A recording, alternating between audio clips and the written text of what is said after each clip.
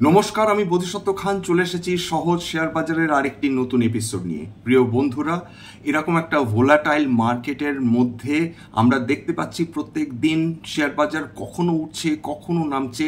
এই যে ভোলাটিলিটি, এইটাতে মানুষকে অবশ্যই এটা অ্যাওয়্যার হতে হবে, ইনভেস্টার্সদের অ্যাওয়্যার হতে হবে, তাদের বুঝতে হবে যে তাদের ভালো কোনটাতে। ভোলাটিলিটি কিন্তু বিনিয়োগকারীদের খুব ক্ষতিকারী।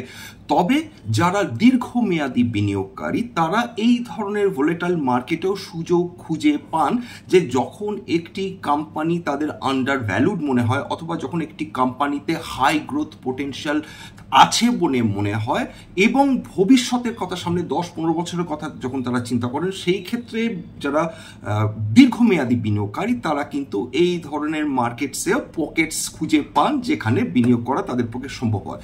কিন্তু বিপদে পড়ে যান হচ্ছে শর্ট টার্ম ইনভেস্টার্সরা, বিপদে পড়ে যান হচ্ছেন ইন্ট্রাডে ট্রেডার্সরা। তাদের ক্ষেত্রে কিন্তু এই ধরনের ভোলাটাইল মার্কেট কিন্তু ভীষণ ভীষণ ক্ষতি করে। যাই হোক, আজকের আমাদের আলোচনা হবে যে এমন একটি কোম্পানি যেটা ভারতবর্ষে সম্পূর্ণ একটি নতুন ধরনের ব্যবসা নিয়ে এসেছিল এবং সেইটাকে বলা হয়, তা সেই ধরনের কোম্পানিজগুলোকে বলা হয় নিউ এজ বিজনেসেস।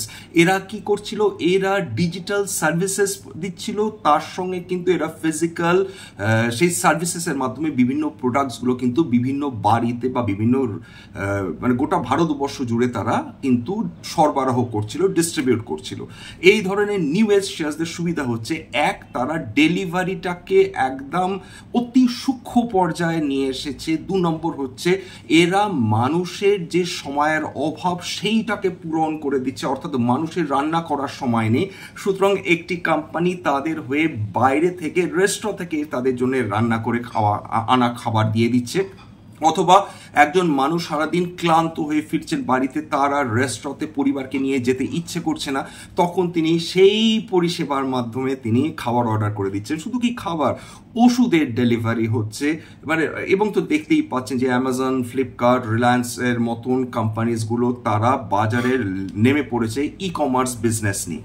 এই বিভিন্ন কোম্পানি যারা নিউ এজ শেয়ার্স যাদের বলা হয়, যারা টেকনোলজিকে কম্বাইন করছে প্রোডাক্ট ডেলিভারির সঙ্গে, এরা কিন্তু নিউ এজ শেয়ার্স। এর মধ্যে যে বিশেষ শেয়ারটা, যেটা গত কয়েক বছর ধরে লিটারালি মানুষ প্রায় নেশার মতন তাদের হয়ে গেছে, পাগলের মতন এই কোম্পানিটার ব্যাপারে খোঁজ খবর করছেন, সেটা হচ্ছে জোম্যাটো।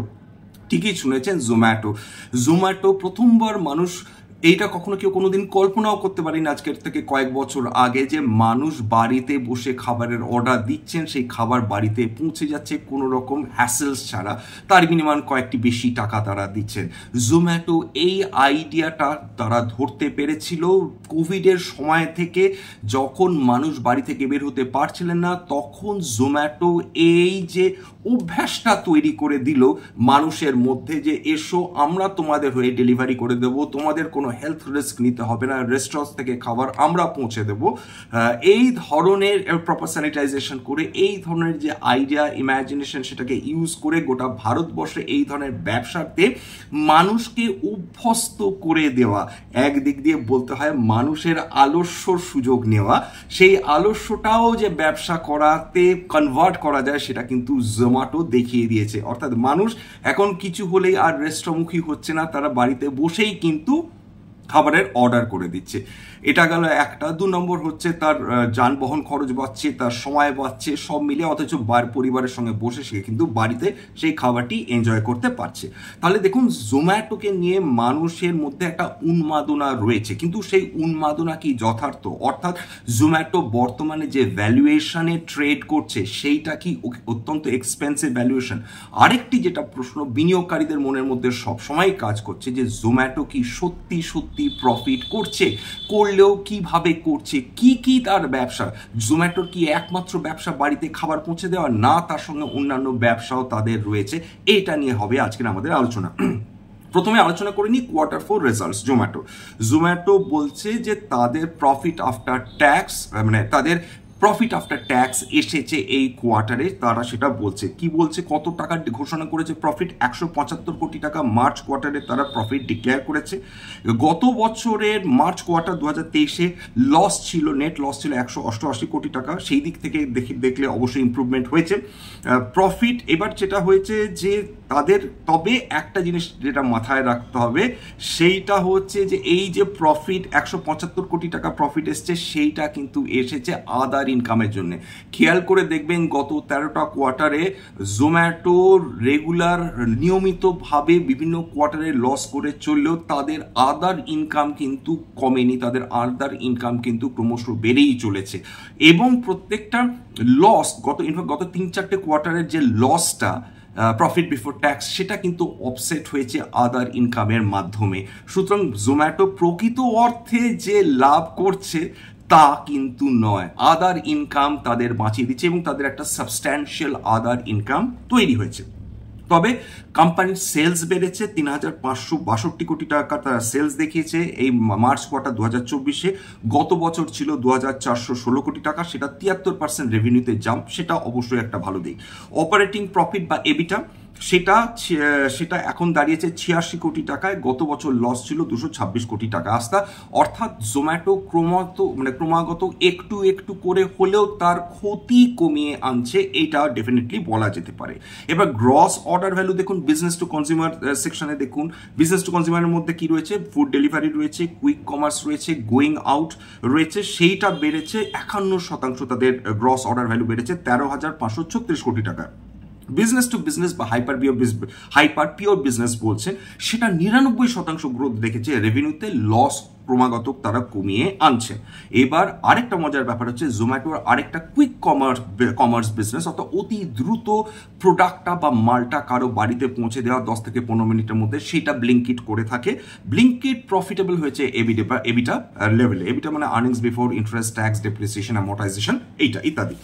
এইবার চলে আসি হচ্ছে জোম্যাটোর তাহলে কি কি ধরনের ব্যবসা রয়েছে। জোম্যাটোর 3 ধরনের মেজর ব্যবসা রয়েছে। একটা হচ্ছে ফুড অর্ডারিং অ্যান্ড ডেলিভারি, অর্থাৎ আমরা খাবার অর্ডার করছি, জোম্যাটোর যারা সেলস পার্সন তারা এসে আমাদের বাড়িতে খাবার পৌঁছে দিয়ে যাচ্ছে, এটা গেলে এক ধরনের ব্যবসা। 2 নম্বর ডাইনিং আউট, এটা হচ্ছে যে এই ডাইনিং আউট আমরা যে বাইরে খেতে যাব, এই হচ্ছে যে বিভিন্ন ধরনের রেস্টুরেন্ট সম্বন্ধে আমরা জানতে আগ্রহী, কি ধরনের রেস্টুরেন্ট, কি পরিষেবা দেয়, খাবার কেমন, ওয়েটারদের ব্যবহার কেমন, মালিক কি খুব এক্সপেন্সিভ করে রেখেছে মেনু চার্ট, এই সমস্ত জিনিস, সেইগুলো সমস্ত ডিটেলস এবং ডেটা প্রোভাইড করে হচ্ছে জোম্যাটো।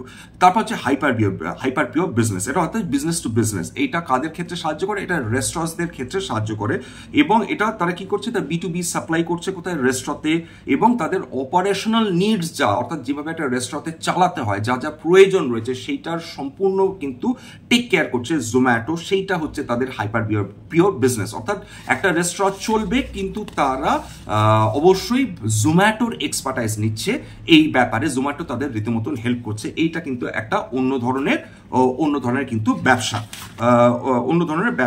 আচ্ছা, এইবার হচ্ছে 2 নম্বর হচ্ছে যে জোম্যাটো তাহলে নিজে কি বলছে, Zomato long term business Outlook কি, অর্থাৎ তারা দীর্ঘমেয়াদী সময় কি চিন্তা ভাবনা করছে।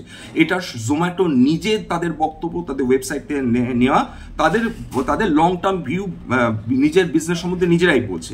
তারা কি বলছেন যে ব্রুটাল প্রায়োরিটাইজেশন, খুব মানে একটা ব্রুটাল প্রায়োরিটাইজেশন মানে হচ্ছে এই যে আমাদের যদি ব্যবসা হাই মার্জিন বিজনেস হয় তবে সেটা থাকবে, যদি প্রফিটেবল হয় তবে সেটা থাকবে, যদি আমরা মার্কেট শেয়ার কন্ট্রোল করতে পারি তবে সেটা থাকবে, নইলে সেটাকে বন্ধই করে দেবো একদম, যা হবে। এইটা হচ্ছে ব্রুটাল প্রায়োরিটাইজেশন। 2 নম্বর হচ্ছে তারা বলছে invest in our core food businesses and the ecosystem around ইট, অর্থাৎ তাদের মূল ব্যবসা হচ্ছে খাদ্য সরবরাহ করা, অর্থাৎ প্রস্তুত করা খাদ্য একটা রেস্টুরেন্ট থেকে অন্য জায়গায় নিয়ে যাওয়া, এইটা হচ্ছে এখন অবধি তাদের কোর বিজনেস, সেটাতেই তারা ফোকাস করতে চাইছে। সেইটাকে কি করে ইমপ্রুভ করা যায়, তার প্রফিট মার্জিন কি করে বৃদ্ধি করা যায়, এইটা নিয়ে তাদের চিন্তা ভাবনা থাকবে। 3 নম্বর হচ্ছে hyper local e commerce ecosystem. খুব সোজা কথা হচ্ছে, এত বড় কথাবার্তার মূল কথা হচ্ছে ভাই, তারা অন্য কোম্পানির সঙ্গে তারা টাই আপ করবে এবং তাদের কাছ থেকে মাল নেবে এবং সেটা অতি দ্রুত পৌঁছে যাবে হচ্ছে কাস্টমারের কাছে। এইটা হচ্ছে hyper local e commerce ecosystem. এবং বিভিন্ন তারা বলছে যে আমাদের একটা বড় ইকোসিস্টেম রয়েছে, আমাদের কাস্টমার বেস রয়েছে, আমাদের যারা সাপ্লায়ার বেস রয়েছে, এদের সমস্ত সাহায্য নিয়ে আমরা এমন একটা পরিবেশ সৃষ্টি করব, ইকোসিস্টেম তৈরি করব, যেখানে মানুষ যিনি কিনছেন এবং যিনি বিক্রি করছেন তাদের দুজনের পক্ষেই সহজতর হবে, আমি তাদের মেলবন্ধন ঘটাবো। এটা হচ্ছে জোম্যাটোর লং টার্ম বিজনেস আউটলুক। এইবার যেটা হচ্ছে ব্লিঙ্কিট, সে ব্লিঙ্কিটটা মানে বেসিক্যালি কি?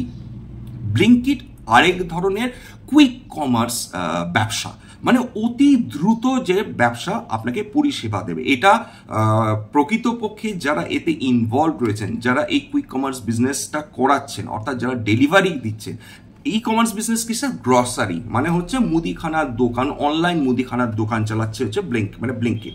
ব্লিঙ্কিটের কাজ হচ্ছে একটি বাড়িতে যত তাড়াতাড়ি চাল, ডাল, তারপর হচ্ছে ফল, বেকারি আইটেমস, মাংস, সামুদ্রিক খাদ্য, কসমেটিক্স, এগুলো অতি দ্রুত পৌঁছে যাওয়া। কিন্তু সেই জন্য কিন্তু চিন্তা যেটা থাকছে যে সত্যি কি একজন মানুষের 10 থেকে 15 মিনিটের মধ্যে খাবার, মানে তাদের মানে গ্রসারি আইটেমস মাসিক যে মানে মাস বাজার যেটাকে বলে, সেটা কি সত্যি প্রয়োজন 10 থেকে 15 মিনিটের মধ্যে নিয়ে আসা? সেক্ষেত্রে যারা নিয়ে আসছেন তারা কি তাদের লাইফ রিস্ক নিয়ে সেটা কাজটা করছে না? এটা ভাববার বিষয়। এটা কোম্পানি যতটা না ভাববে তত বেশি ভাবতে হবে সমাজকে।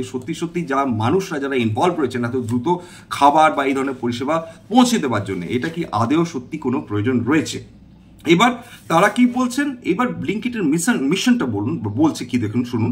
সেটা তারা বলছেন যে এমন একটা মার্কেট প্লেস তৈরি করা যেখানে যে কেউ যখন খুশি একটা তারা স্টোর খুলে দিতে পারে, অর্থাৎ অনলাইন স্টোর খুলে দিতে পারে এবং সেখান থেকে তাদের প্রোডাক্ট কয়েক মিনিটের মধ্যে ডেলিভারি হয়ে যাবে। এইটা তারা অফার করছে। এবার ব্লিঙ্কিটের নিজস্ব লক্ষ্য কি?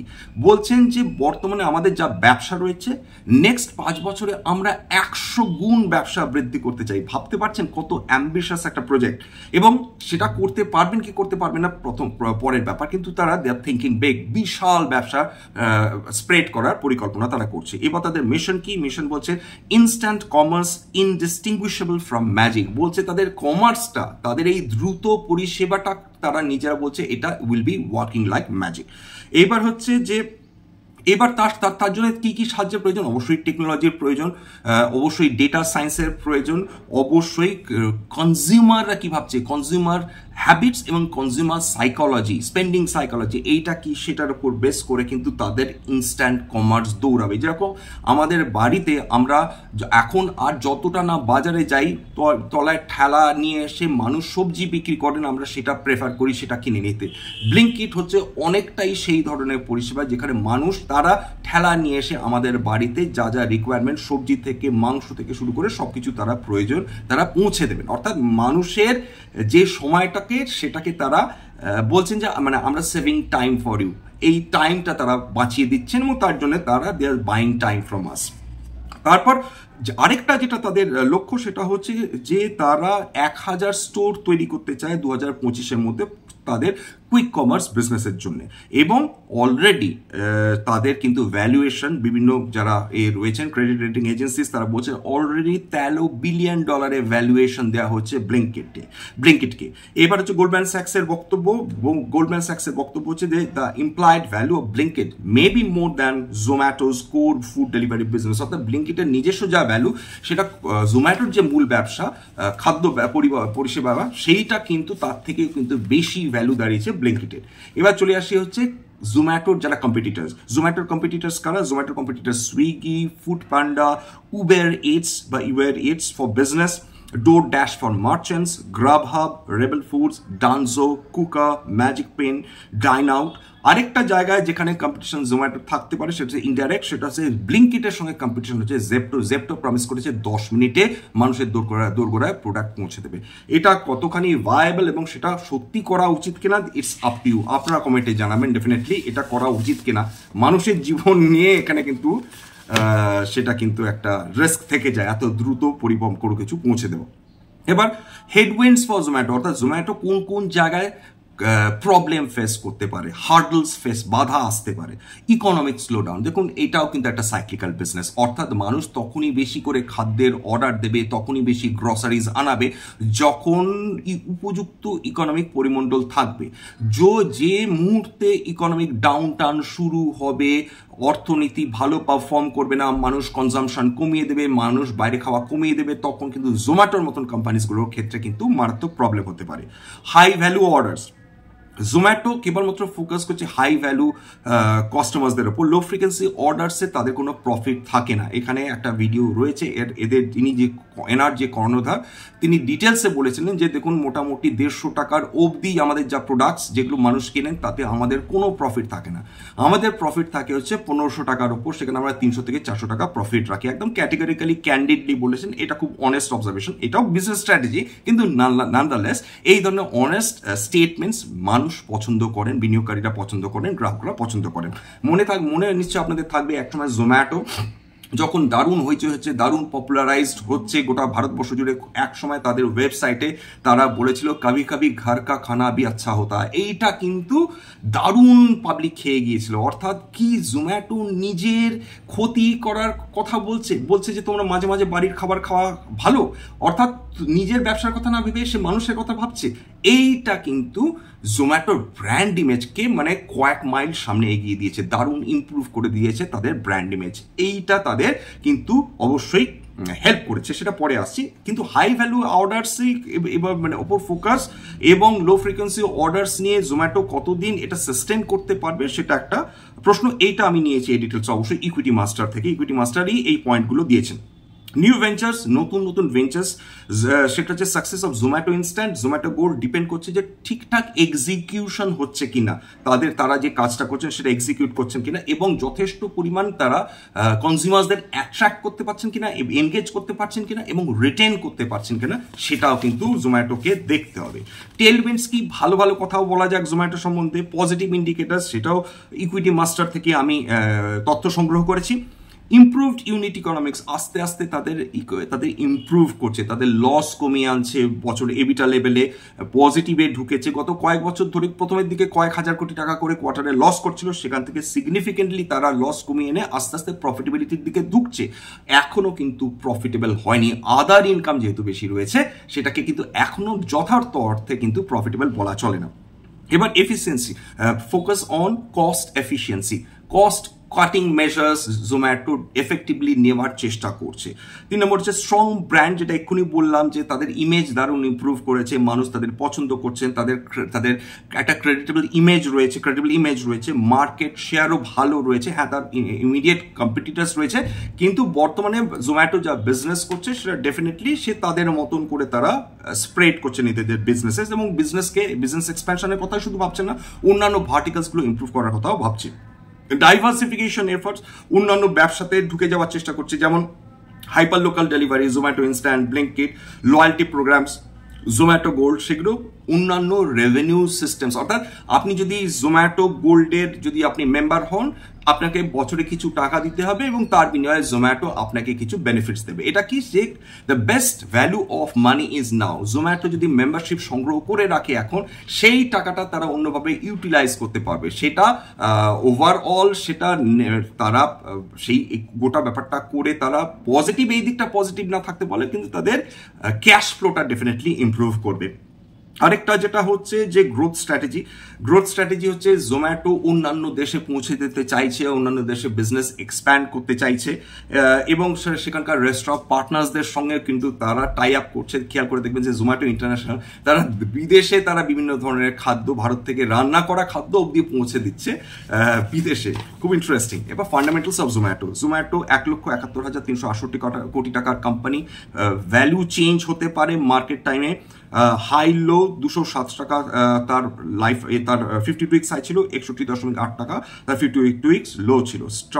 স্টক পি 488, এক্সট্রাঅর্ডিনারি হাই, খুব স্বাভাবিকভাবে প্রফিটেবল সেই অর্থে খুব বেশি নয় বলে সেটা বেশি থাকবে। বুক ভ্যালু 23.1, মোটামুটি ধরে নেওয়া যাক প্রায় 8 গুণ প্রাইস টু বুক ভ্যালু, এটাও এক্সপেন্সিভ, ডিভিডেন্ড থাকার কথাও না।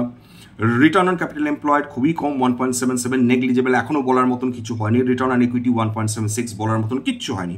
অপারেটিং প্রফিট মার্জিন ভীষণ মানে cutthroat competition, 0.35% operating profit margin, অর্থাৎ এই প্রফিট মার্জিন নিয়ে সাস্টেন করা যায় না। কিন্তু সেটা জোম্যাটো যখন স্টেবিলিটি পাবে, আর্নিংস ভিজিবিলিটি পাবে, তখন আশা করা যায় তার অপারেটিং প্রফিটও বাড়বে। Price to earnings growth ratio 29.2, অত্যাধিক high. Current market price to free cash flow -195, এটা নিয়ে কিছু বলা নেই। Enterprise value is same as market value. এবার জেনে নিই যে এইবার যেটা লক্ষ্য করার কথা, যে নেট প্রফিট মার্চ 2021 থেকে মার্চ 2023 অব্দি এই 9টা কোয়ার্টারে ক্রমাগত লস দেখিয়ে গেছে। এবার কেবলমাত্র জুন 2023 থেকে কিন্তু পরপর 4টে কোয়ার্টারে আমরা খেয়াল করছি যে তাদের প্রফিট ডেফিনেটলি তারা প্রফিটেবল হয়েছে, নেট প্রফিটেবল হয়েছে, যদিও আদার ইনকাম তার মধ্যে ইনভলভ। ইয়ার টু ডেট এখনো অবধি এক বছরে জোম্যাটোর বেড়েছে, দাম বেড়েছে 52.93%, এক বছরে দাম বেড়েছে 198.4%, 5 বছরে 51.07%। জোম্যাটোর জন্য হয়তো আরো অপেক্ষা করতে হবে তাদের সত্যি বিজনেস প্রফিটেবিলিটি দেখার জন্য বা বোঝার জন্য। কিন্তু এটা আপাতত কিন্তু ভ্যালুয়েশন কিন্তু ডেফিনেটলি এক্সপেন্সিভ, কিন্তু বিনিয়োগকারীরা যেভাবে মুগ্ধ হয়ে রয়েছেন জোম্যাটোকে নিয়ে, তাতে এটা এই কোম্পানিটির আদেও কিছু যায় আসে কিনা সেটা হচ্ছে আপাতত সন্দেহ। কারণ গুণমুগ্ধদের কোনো কিছু কখনো বোঝানো যাবে না যে কোম্পানি এক্সপেন্সিভ কি এক্সপেন্সিভ নয়। সুতরাং কোম্পানি যেমন ভোডাফোন আইডিয়া দারুণ পপুলার, কেন পপুলার মানুষ কেউ জানেন না, কেউ বোঝেন না। দিয়ে বছরের পর বছর কয়েক হাজার কোটি টাকা করে প্রত্যেকটা কোয়ার্টারে লস করে যাবে, তবুও এটা পপুলার। জোম্যাটোর ক্ষেত্রে তাও কমসে কম তাদের একটা পজিটিভ টেরেনে ঢুকেছে, কিন্তু ভ্যালুয়েশন হিসেবে তো ডেফিনেটলি এক্সপেন্সিভ। যাই হোক, আজকে এত পর্যন্তই। প্রথমে একটা স্ট্যান্ডার্ড ডিসক্লোজার দিই, যে কোম্পানি নিয়ে আলোচনা করলাম তার কোনো হোল্ডিং আমার বা আমার পরিবারের নেই, বা হয়তো হতে পারে বন্ধুদের সঙ্গে কথা প্রসঙ্গে এই আলোচনায় এই কোম্পানির নাম উঠে এসছে। 2 নম্বর হচ্ছে যে দেখুন, এটা একটি এডুকেশনাল চ্যানেল, কোনোভাবেই এটাকে শেয়ারের বাই সেল রিকমেন্ডেশন, সাজেশন বা অ্যাডভাইস হিসেবে নেবেন না। এটা কেবলমাত্র ইনভেস্টার অ্যাওয়ারনেস বৃদ্ধি করার জন্য। আরেকটা যেটা সবসময় বলে থাকি, যদি এপিসোডটি ভালো লাগে হাত জোর করে অনুরোধ করবো, প্লিজ একটা লাইক দেবেন, অবশ্যই সাবস্ক্রাইব করবেন। বহু মানুষ আসেন কিন্তু সাবস্ক্রাইব না করে চলে যান, খারাপ লাগে। আপনারা সাবস্ক্রাইব করলেন, অনুপ্রেরণা পাবো ভবিষ্যতে নতুন এপিসোড আনার জন্য। এবং প্লিজ শেয়ার করে দেবেন বন্ধু বান্ধব এবং আত্মীয় স্বজনের সঙ্গে যদি তাদের কাজে লাগে। এই জন্যে আজকের জন্য নমস্কার।